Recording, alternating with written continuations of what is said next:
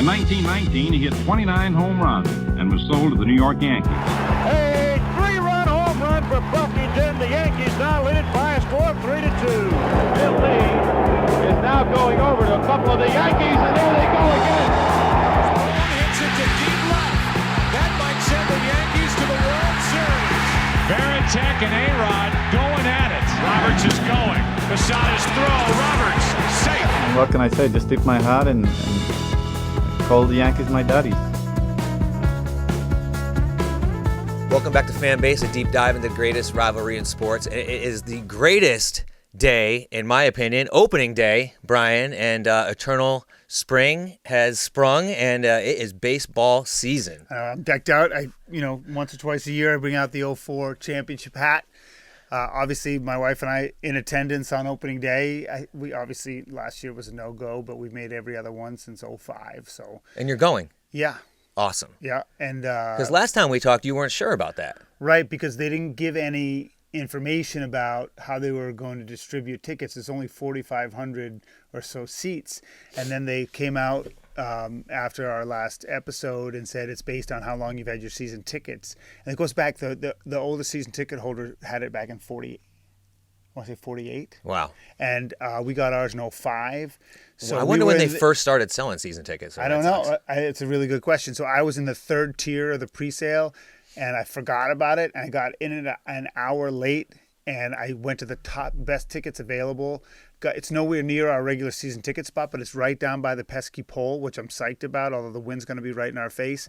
And then an hour after I got those two tickets, it sold out. So I got really lucky because I literally forgot about it, didn't set the alarm on my phone. So we're excited to go. I mean, I'm just curious about, and we'll do it in our next episode. Like, are you only allowed to go to certain concession spots? Are you not allowed to go to other parts of the stadium to say hello to people? You got to take some video snippets for us and stuff, and we can upload them in the next episode. It's going to be nice to be in Fenway without. I mean, it's nice to be near people you like, but it's nice to not have to be near people you don't like. It's going to be nice just to see some baseball, real baseball, not spring training. But you said you got the 2004. I busted out the last time the Yankees did the chip, 2009. It's got a little bit of miles on the tire. It's nice though. Yeah, it's nice. It works, and I break it out once in a while. I don't wear it a lot.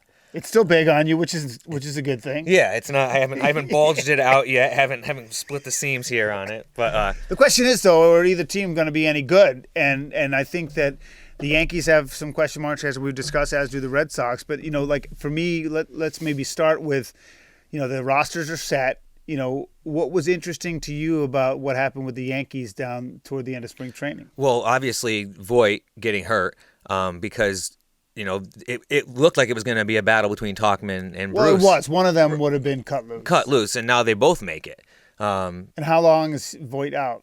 Well, they say until probably June, but you know how baseball injuries work. They'll put some calf's blood in his knee or something like that, and he'll be fine. But that is the biggest surprise, as of lately, coming down the stretch for the Yankees. And it's Bruce was all the hype, but he hasn't really done anything. I mean, he really hasn't. So it's basically the next best option because he's there. I think if you see come end of April, beginning of May, if Bruce is floundering, I don't think he's going to be around. You think they'll just release him? They'll release him and they'll figure something out. You know what I mean? They're not. Do the Yankees need Jay Bruce? I mean, he's a left-handed bat, but I mean, at the worst case, I'm sure Tauchman, they could figure out how to play first base. I think if they Bruce had to. would be good to have on the bench in the postseason. Right. I don't think he's appealing to have during All the regular season season if he's not starting, because wouldn't you rather, if you're platooning or whatever, wouldn't you rather get a young guy some ABs? I don't know. Right. I just feel like that's where your head should be. So, I mean, long story short, he's going to have to perform to stay in the lineup, obviously. I don't think they're just going to there's going to be a ton of leeway where he can just, go out there and bat $130. Right. But talking about batting $130, El Gary, or we like to call him El Stinky, again, a lot of hype out the gate with him. 3 home runs. That happens a lot with Yankees, though, right? I mean, and Red Sox. No, I'm not just talking in general. There was a lot of hype with him overall, but this spring, he started off hot, 3 home runs, right? And that's all he's gotten since. 45 at-bats, 9 hits, 4 runs, no doubles, 3 home runs, 4 RBIs, and 20 Ks and a 200 average. So he's pretty much right on pace for what he's been doing in the regular season the last couple years. Right. So again, time to cut bait, I think. What are you going to trade him? No, you're not going to trade him because you gave him the contract. The time to cut bait was when you didn't extend him. Right, so Not extend him, but you didn't offer him the 1 year deal. So what's the rotation look like though? The rotation obviously is Cole, who's looked Cole-esque, this spring. How has Kluber been? Because there's a lot of talk in Boston how the Red Sox wanted a second-year option, and that if they had gone 1 year, all the Red Sox had to do was bump it up like $1.5 million. They could have had him, because he easily could have been a Red Sox. So I'm curious how he's doing. Yeah. So another one hot out at the gates of spring training and finishing off 13 innings, 10 hits, 4 earned runs, 7 walks, which is high, and 14 K. So a K per inning, basically. Not bad numbers, but you do something with the walks, I guess. Cole had 18 innings and 3 walks. Right. And Cole got seemingly better as the spring it went. And again, Cole, as he's come to the Yankees, he's a victim of the home run. He gave up 3 home runs. So I mean, he seems to be the guy who just likes to give up the solo shot or the 2-run shot. Right. And again, like going back to the walks, Herman, who's obviously a great spring, 13 innings, 9 hits, 2 earned runs, 1 walk, 17 K. So again, like we talked about last episode, he's around the plate. He's not walking people. Montgomery, same thing, 3 walks, 10 innings, but only 1 earned run, 7 Ks. But he's, again, we said the lefty. Right. So number 2 starter is. Well, I guess I would say performance-wise, Herman. I would say career-wise, Kluber. But if Kluber's your 3, then you're okay. I mean, I look at the Red Sox, and when during the week when they were projecting they don't know if Eduardo Rodriguez is available. I mean, he went from the heart condition, COVID to the heart condition to a dead arm, seems to be recovered. They have Nathan Eovaldi for opening day, and then Garrett Richards I think is in the 3rd day, and then Martin Perez and Nick Pivetta. I mean, the Red Sox pitching to me, I want to talk about the Red Sox roster a little bit, but the Red Sox, I mean. They're going to hit. JD got better toward the end of spring training. I don't know if Bobby Dahlbeck can sustain it, but I think they're going to produce runs. The question is... Kiki Hernandez is a good addition. There's a bunch of... Listen, they're deeper. Their 25 isn't bad. Yeah, they're going to hit the ball. The thing is that their 10th guy isn't that much better than their 25th guy. That's the problem. They're deeper, but they don't have a lot of great... But they don't have that guy that they can really turn to. But if JD gets off the mat a little bit... and Bogarts does what he usually does, endeavors, then you have a situation where if Dahlbeck produces, then other players are going to get decent pitches. To me, the biggest thing I watched during the spring is that Michael Chavis, who I like as a guy. I don't know really where he fits, but he hits 300. He's got an OPS over 1,000. He hits a half dozen home runs and he gets optioned. And so maybe that speaks to his lack of versatility in the field. But the bottom line is that he's pissed. And the Cora was trying to say that it's good that he's mad and so on and so forth. But if you hit 300 and hit a half dozen home runs in spring training and don't make the team, I'd be mad too. Well, Jock Peterson hit 8 home runs. I think that was like the lead, right? Right. That's pretty respectable. 6 home runs. Yeah, and he's not on the team, so he's got to go to Worcester. Can you believe that, going from getting your bags carried? He got alternate sighted. Yeah, I know. I can't even say it, right? I like to say just. So he got the red tag in the locker. He didn't get Roger Dorn. He actually got the red tag. So I think that if injuries, he's there for safety. But I mean, I feel like if he's not going to be on your team playing, you might have to move him. I don't know what to do with a guy like that who's major league ready, but doesn't necessarily fit in. How old is he? I mean, he's mid-20s. I mean, he's young. He's super young. You can deal him in a package or get something for him. You're not dealing Jay Bruce. Right. And the other thing I want to talk about with the Reds, Chaim Bloom, this is his first real team, right? I mean, when he came to town, he had to deal with a bunch of problems. He had to trade Mookie Betts. He had to deal with Cora. With all the news coming out of the Astros. So he wasn't able to make a big splash in free agency because I think that his first priority was to build some depth. But, everyone outside of Boston has this team picked to come in 4th. And in Boston, people are a little more optimistic. They're going to finish in front of the Orioles. That's it. Right, and that's not good, right? No, it's not. And so I don't know what they need to change that, and I don't think they're going to beef up pitching through a trade or whatever unless they're close. So yeah, well, we talked about that last episode. I mean, if they're close, they're going to do. The Red Sox have to do something. But you have to. This is the one thing I want to say and get your take on. I know that a lot of times, actually, the Yankees have done it where they've started off a little weak and they've really come back. But I feel with the Red Sox that they don't need to be gangbusters out of the gate, but they can't be bad. They have to be at least 500 in the first 30 games, in my opinion, for the season to be salvageable. Because if they come out of the gates poorly, I think it'll just cascade. No Baltimore Orioles start. What year was that? Like 88 or something like that? And they started like 0 and like 18 Yeah, or that was something. cringeworthy. Yeah, it was terrible. It's like watching Chris Davis at the plate. You know, like Who's in the last year of his contract, I believe. So he'll ride off into the sunset, $125 million richer. I mean, it's great for him that he made all that money, but you know how hard it is to must show up for work every day. I mean, he's obviously got nothing left, right? I mean, it's like being like a fish at the aquarium who all you ever do is just float on your back, but you don't die.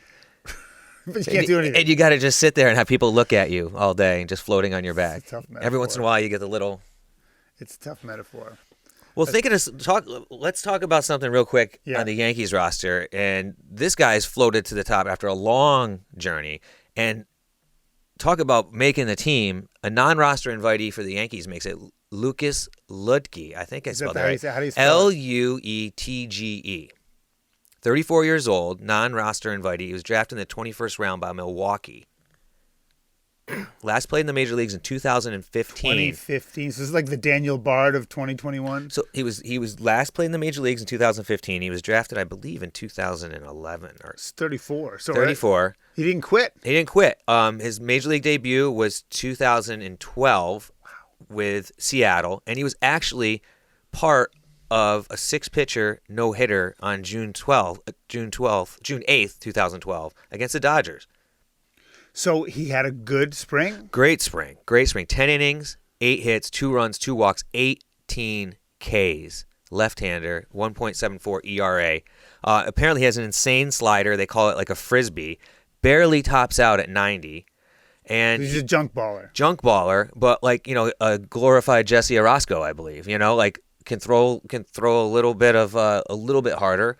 So how does he make the team? Because he makes the team because Britton doesn't. Britton's hurt and Right. Wilson's hurt. Okay, because those guys tend to regress back to the mean. Like those guys can have like little pops, but I find that fundamentally, if that guy's had that kind of career, unless he's used in a super perfect way, he'll end up being what he's always been. Right. I hate to say that because he's a human being and maybe he could change, but I mean, I wonder what it would take to get him to stick, or is he not a story anymore when those guys come back and he's gone? But maybe he can get some value and hook on somewhere else. Yeah, and you also got to wonder, where are those 10 innings? Is it one inning? Because you have to face one inning, I guess. 1 inning against number 98, 99, and 89. In the 7th inning of spring training. I don't know. I didn't go that into it. But, 2 walks in 10 innings and 8 hits and 18 Ks. 18 Ks in 10 innings is impressive at the major league level. I don't care if it's a number 98 or 99. If you're this late in spring training, you're valued by a Major League Baseball team. Well, it's even more impressive when he's not throwing 97. You know exactly. What I mean? I think to strike guys out, you got to be you got to have some guile. You got to be sneaky. Right. And, he'll be the classic face one hitter type thing and get out of there, right? Well, they have to face 3 now. And it's the rule in Major League Baseball. When you come in, you have to face 3 batters. That's really a rule now? Same as last year. Yeah. I didn't know they were keeping none that of that specialty crap anymore. Really? Yeah, that's the only rule that stuck. That and 7-inning no-hitter, That must double kill headers. the Moneyball guys. 7-inning double headers, and then extra inning guy starts on second base. No Well, that I DH, knew. no universal DH. So any reliever has to come in and face 3 batters. Yep. So you can't lefty that much. No. Which is, it is what it is, but I guess, they want the pace of play, obviously, to go faster. That's all it is. But then the guy comes in, faces 3 batters, gets shelled for 7 runs. And then the pace of play didn't get much quicker. But, it is what it is. That's a cool story. Yeah, in terms of, the Red Sox, I just don't – Bobby Dahlbeck is the one that he's not – They don't have a lawnmower man? I don't know. There's no special story that I'm really gravitating toward. I want to see if Verdugo can be really good, but I think Dahlbeck – he's the guy. If he can produce that kind of power during the regular season, I think it changes the whole lineup. So he's the hype guy. Yes, he's absolutely. the hype guy, the big rookie in camp that he's big. He didn't have to earn that spot, right? He was basically said, you're going to be the first baseman. Well, if he struggled, I think Chavis was going to be there, and Chavis, he was basically told he had to have a great spring, and he did. Dahlbeck just had a better one, and so maybe the Yankees can get Chavis and play first base. Maybe. I mean, I feel like he's not good enough. Like maybe he's. I don't think he's good enough to help the Yankees. So I mean, why would you could be want better him? than Jay Bruce though. Yeah, I guess so. But I just think Dahlbeck. Sometimes these guys, it's spring training so hard to read. I just wonder if he can produce that kind of power in the regular season, because then it just makes everything different. And obviously, J.D. Martinez was so bad last year, and I hate the fact that everyone says he gave up and didn't try. Like I don't think Major League Baseball players give up. You don't play baseball and play professional sports and give up. Really though? I mean, I don't think. Well, I don't know. A lot of people seem to mail it in certain circumstances. So I'm not saying maybe it was the video stuff that got him off. But the bottom line is that if he can come back and be good, I think that's a big story. But I want to revisit before we go finish the episode. I mean, now that you've had the whole spring to watch. We did sort of predictions. I mean, do you think the Yankees are any more or less in the driver's seat in that division than they were a month and a half ago, in your opinion? I mean, obviously, I think, the pitching, the fact that Tyon and Herman look really good, it all comes down to health. If these guys stay in the rotation and they pitch how they're supposed to, they'll be fine. Hopefully, Voit comes back. It all comes down to health. You know that. It's all that matters. If people are healthy, all these guys will perform within the window they're supposed to perform. Well, the Red Sox haven't even named a closer yet, so we don't even really know. Well, we got the one, your favorite closer. No, so it's Chapman for sure. Yeah. And that is what it is. But I think that the Red Sox, I think everyone at the New York Post picked the Red Sox to finish fourth. I feel like they'll be better, but I don't see them winning more than 80 to 83 4 games. I just don't. So I'm excited to go to opening day. I'm going to go again in May, but I'm going to go because I want to go to the ballpark. I'm not as jacked up about this team as I probably should be. Yeah, well, only time will tell. Another thing time will tell is Francisco Lindor. Oh, I want to talk about this. Yeah. Yeah, because we talked last time about Mookie turning down $90 million, right? All right, now that we thought was ballsy. So this guy turns down $325 for 10 years, million, guaranteed. And Pete Alonso comes out and says he's worth $400, and he says because he cares and because he works hard. And I was like, aren't those everybody minimum expectations? They all care and work hard. Yeah, he counted reportedly with 12 for 385, which would make him 39. The AAV, the annual average salary, would be actually lower, but he'd have the guarantee. I mean, again, this is all guaranteed, and he's got a self-imposed deadline for opening day to sign. And I just think that even if he on that term contract, the one he said, he just said if he doesn't sign before opening day, he's not going to talk. Right. Okay. And so there's still room to negotiate between his ridiculous amount he wants and the ridiculous amount they offered. Do you think he's worth it? I mean, we talk about Betts, we talk about Trout, we talk about all these different guys. Well, if you look at what everybody else is making, yes, right. So, but my question to you is, why in the world would he turn that kind of money down when a player like Fernando Tatis just signed basically, a little bit, basically the same contract, right? Right. And knows what he's getting into. If he really wanted to play in New York, he would sign that contract. He'd be crazy not to. It's either the agent or the union, right? Or he just has a bigger ego than everyone thinks, and he's that kind of person like Mookie Betts, and he's saying, you know what, I'm gonna ride it roll on myself. Yeah. And I'm gonna be the first $400 million player. So now he's locked in a corner though. So he's not gonna take 325. So part of me is like, even if they knock it up to 335, would you take it if they gave him an extra $1 million a year? Would that be enough? I think what did he say he wanted? 12,385. So you got to split the difference. He wants the DJ. He wants the longer years. He wants the more years. I don't know why. I just think it's crazy that you can sit there like that and turn that kind of money down with a straight face and just not. I'd be ripping my insides. I'd be nervous stepping on the field without that. I mean, that dude get hit by a bolt of lightning. Yeah. In a game in Kansas City, if they play there. Once you sign it, they have to give you that money no matter what. Right. No matter what. And that's why they have insurance. It's gutsy. It's very gutsy. I mean, you know what? Listen. Or is it stupid? Part of me wants to call him a jerk, but the other part of me is going to root for the guy and be like, you know what? Prove us all wrong. Well, it'd be tragic. Bet on yourself. I wonder if he got insurance. He got insurance? I wonder. I mean, a lot of those athletes, they get insurance, right? I mean, they pay a premium to insure themselves. He probably got insurance on his smile.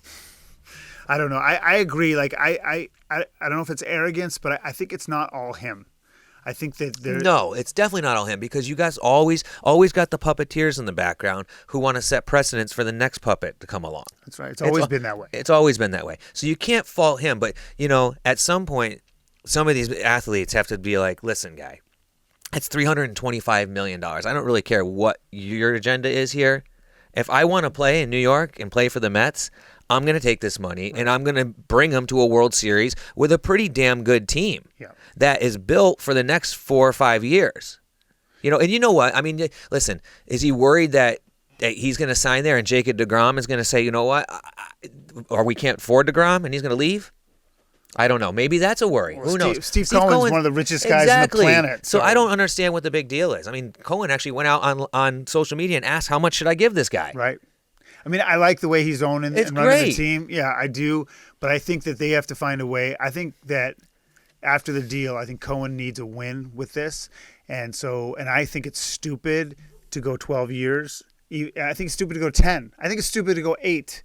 But that's the way the market is, right? If the Mets win the World Series, man, he can write whatever check he wants. Right. So I think they should bump 2 or 3 more million a year, get it to 345, 350, and just get out. Yeah, give him whatever Tatis got. But Cohen, it doesn't matter. But I'd rather have Tatis than. Oh, absolutely.